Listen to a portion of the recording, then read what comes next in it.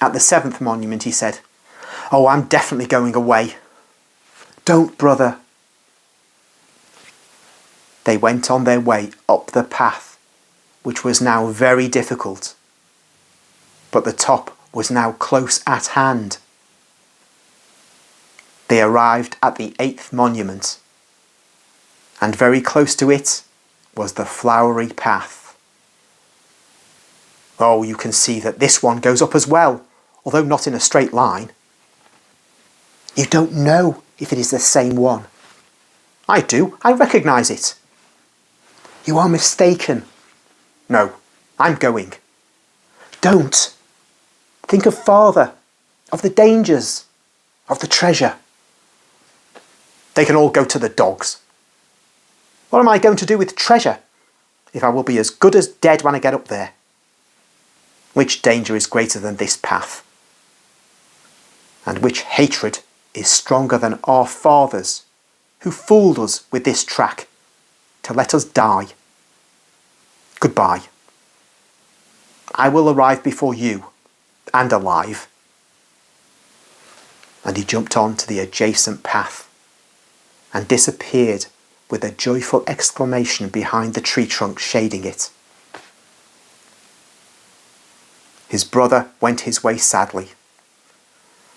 Oh, the last part of the track was really dreadful. The man was exhausted.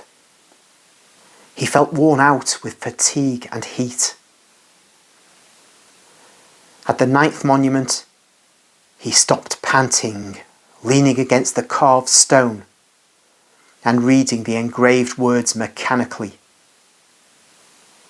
Nearby, there was a shady path with water and flowers. No, it is written there, and it was my father who wrote it. Love, obedience, victory. I must believe in his love, in his truthfulness, and I must obey to show my love.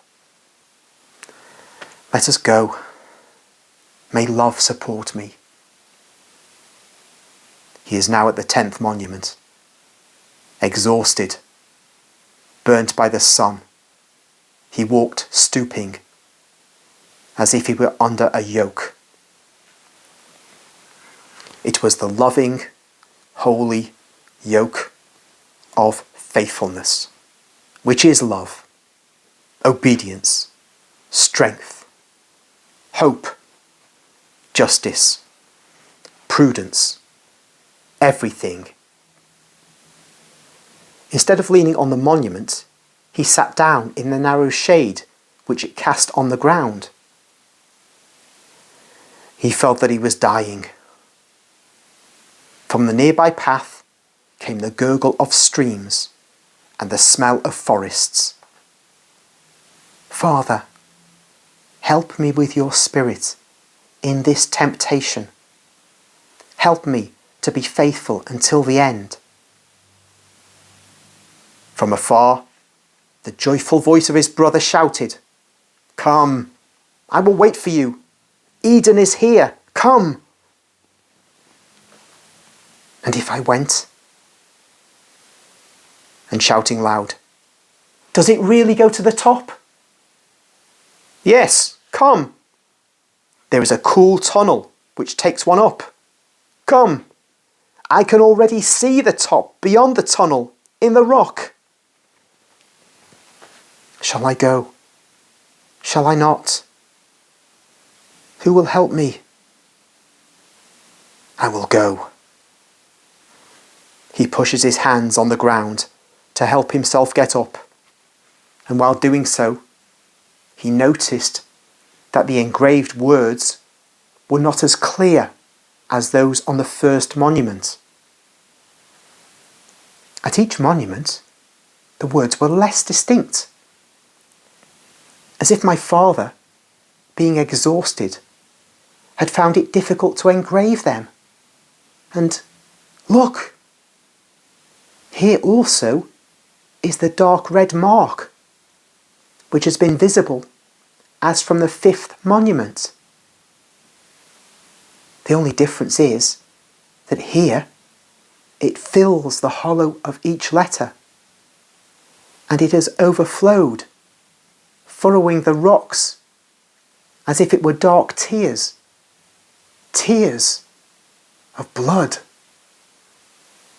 With a finger he scratched a blotch as large as 2 hands, and the blotch crumbled into dust, leaving uncovered and clear these words: "Thus I loved you, to the extent of shedding my blood to lead you to the treasure." Oh, Father, and I was thinking of not obeying your order. Forgive me, Father, forgive me. The son wept, leaning on the rock, and the blood filling the words became fresh and as bright as a ruby. And the tears became food and drink and strength for the good son. He stood up. Out of love, he called his brother aloud. He wanted to tell him of his discovery, of their father's love, and say to him, "Come back." But no one replied.